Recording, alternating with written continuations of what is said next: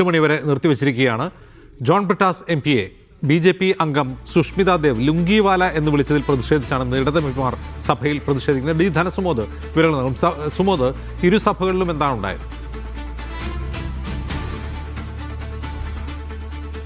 ലോക്സഭയിൽ സാധാരണ നടക്കാറുള്ള പ്രതിഷേധം തന്നെയായിരുന്നു നടന്നത്. അമിത്ഷാ സഭയിൽ എത്തണമെന്നും അയോധ്യ രാമക്ഷേത്ര കൊള്ള, ജന്തർ മന്ദറിലെ ലാത്തി ചാർജ് തുടങ്ങിയവയിൽ അമിത്ഷാ പ്രസ്താവന നടത്തണമെന്നായിരുന്നു ആവശ്യം. പക്ഷേ അമിത്ഷാ ആ സഭയിൽ എത്തിയിട്ടില്ല. അതുകൊണ്ട് തന്നെയായിരുന്നു ലോക്സഭ പിരിഞ്ഞത്. പക്ഷേ രാജ്യസഭയിലേക്ക് എത്തുമ്പോൾ തികച്ചും വ്യത്യസ്തമാണ് കാര്യങ്ങൾ. മിനിഞ്ഞാന്ന് ജോൺ ബ്രിട്ടാസ് സംസാരിച്ചു കഴിഞ്ഞപ്പോൾ ലുങ്കിവാല എന്നാണ് BJP അംഗമായിട്ടുള്ള സുഷ്മിത ദേവി പിന്നിലിരുന്ന് പറഞ്ഞത്. പലപ്പോഴും അദ്ദേഹത്തിൻ്റെ പ്രസംഗം തടസ്സപ്പെടുത്തുന്ന തരത്തിൽ തന്നെയായിരുന്നു ഈ ലുങ്കിവാല പരാമർശം ഉണ്ടായിരുന്നത്.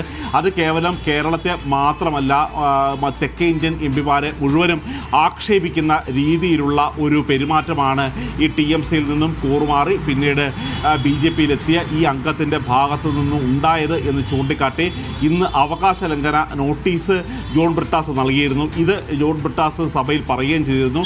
കാര്യം തെക്കേ ഇന്ത്യയിലുള്ളവർ, പ്രത്യേകിച്ച് മലയാളികളാണ് ഈ മുണ്ടുടുക്കുന്നവരെയാണ് ഇത്തരത്തിലുള്ള ആക്ഷേപിക്കുന്നത് എന്നുള്ളൊരു കാര്യമാണ് പറഞ്ഞത്. ഇത് വലിയ തരത്തിലുള്ള ഒരു ബഹളത്തിനാണ് ഇടയാക്കിയത്. ഉടനെ തന്നെ ഈ BJP അംഗത്തെ പ്രതിരോധിക്കാൻ വേണ്ടി മറ്റ് കേന്ദ്രമന്ത്രിമാർ, പാർലമെന്ററി കാര്യമന്ത്രി കിരൺ റിജിജു, കേന്ദ്ര ആരോഗ്യമന്ത്രി JP നഡ്ഡ എന്നിവർ എത്തിയിരുന്നു. അവർ പറഞ്ഞത് ഈ ധോത്തിയെ അവർ എന്നും ബഹുമാനിക്കുന്ന ആൾക്കാരാണ്, മുണ്ടിനെ ബഹുമാനിക്കുന്ന ആൾക്കാരാണ് എന്നുള്ളൊരു കാര്യമാണ് പറഞ്ഞത്. മാത്രമല്ല, ഈ എംപിമാർ സംസാരിക്കുമ്പോൾ, മന്ത്രിമാർ പ്രതിരോധം തീർക്കുമ്പോൾ മറ്റു സംസ്ഥാനങ്ങളിലെ തെക്കേ ഇന്ത്യയിൽ നിന്നടക്കമുള്ള മറ്റ് BJP അംഗങ്ങൾ അവരുടെ ഒപ്പം നിൽക്കുന്ന ഒരു കാഴ്ചയാണ് കണ്ടത്.